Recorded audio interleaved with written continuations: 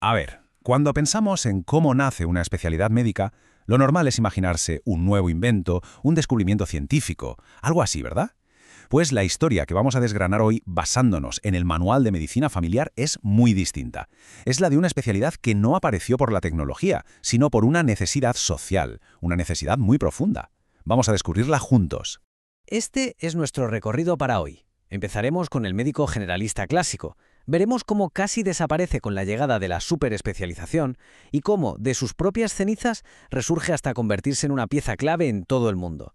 Nos detendremos también en su historia particular en Paraguay, para terminar entendiendo qué es y qué hace el médico de familia hoy en día. Bueno, pues vámonos al principio, al siglo XIX. Una época que muchos consideran, con razón, la edad de oro del médico generalista. Esta frase lo resume todo perfectamente. El médico de entonces no era un simple profesional que pasaba consulta. No. Era una figura central en la comunidad, casi un confidente. Conocía a las familias, a los abuelos, a los padres, a los hijos. Ofrecía un cuidado que iba más allá de la enfermedad, un cuidado continuo, de toda la vida. Pero, como suele pasar, las cosas cambiaron. Y este modelo, tan centrado en la persona, empezó a tambalearse por un giro radical en la manera de entender la medicina. Y aquí tenemos al gran protagonista de ese cambio, el Informe Flexner de 1910. Ojo, su intención era buena, buscaba mejorar y estandarizar la educación médica. Pero tuvo una consecuencia brutal e inesperada. La medicina general se quedó sin sitio. Toda la formación empezó a girar en torno a las especialidades, al corazón, al riñón, al pulmón, fragmentando el saber y, lo más importante, fragmentando al paciente. Es que los números que vemos aquí son espectaculares. Fíjense en el cambio. En el siglo XIX, 8 de cada 10 médicos eran generalistas, lo normal. ¿Qué pasa 50 o 60 años después, a mediados del siglo XX? Que la tortilla se da la vuelta por completo. De repente, solo 2 de cada 10 son generalistas. El sistema se había invertido. ¿Y el resultado de todo esto cuál fue? Pues que la atención sanitaria se rompió en 1000 pedazos. El foco estaba en la enfermedad, en el órgano, pero se perdió por completo la visión de conjunto, la dimensión psicológica y social de la persona. Y claro, esto generó un vacío enorme. La sociedad echaba de menos a un médico que volviera a unir todas las piezas del puzzle. Y precisamente de esa necesidad, de ese vacío, nació todo un movimiento para recuperar y sobre todo modernizar la figura del médico de toda la vida, dándole un nuevo estatus, un nuevo rigor académico y profesional. La década de los 60 en Estados Unidos fue clave. Varios informes, como el de la Comisión Millis, dieron la voz de alarma. Y ya en 1969 se pusieron las cartas sobre la mesa. Se definió cómo tenía que ser la formación del nuevo médico de familia y ese mismo año se reconoció oficialmente como la 20ª especialidad médica del país. Ahí es nada. Pero claro, no bastaba con ponerle un nombre. Para que la nueva especialidad fuera sólida, se asentó sobre 3 pilares fundamentales.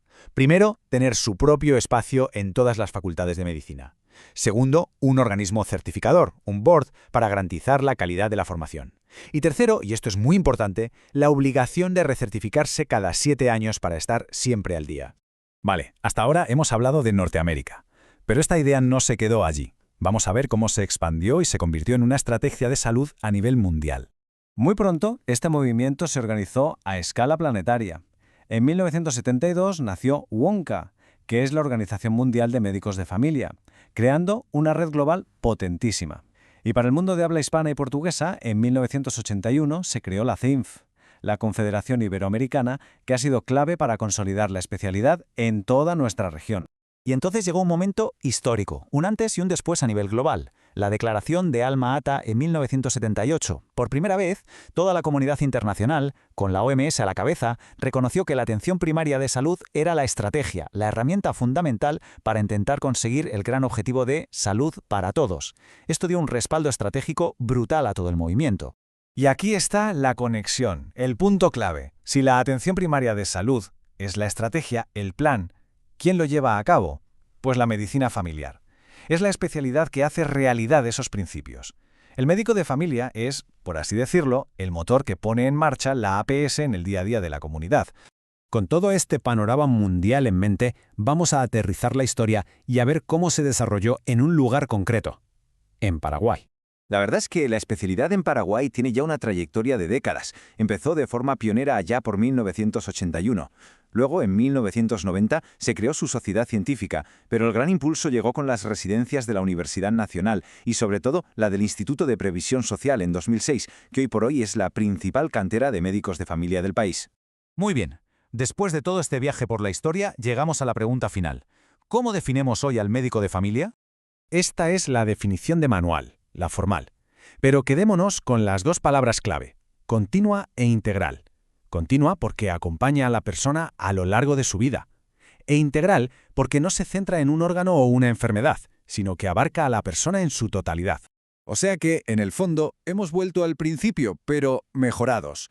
El médico de familia de hoy es la evolución lógica de aquel médico de cabecera del siglo XIX, pero ahora con una base científica, académica y estratégica mucho más sólida.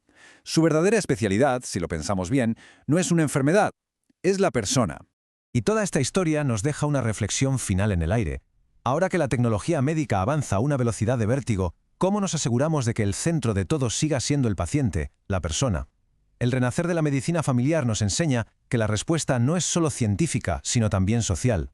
La pregunta es, ¿cómo seguimos construyendo a partir de ahí?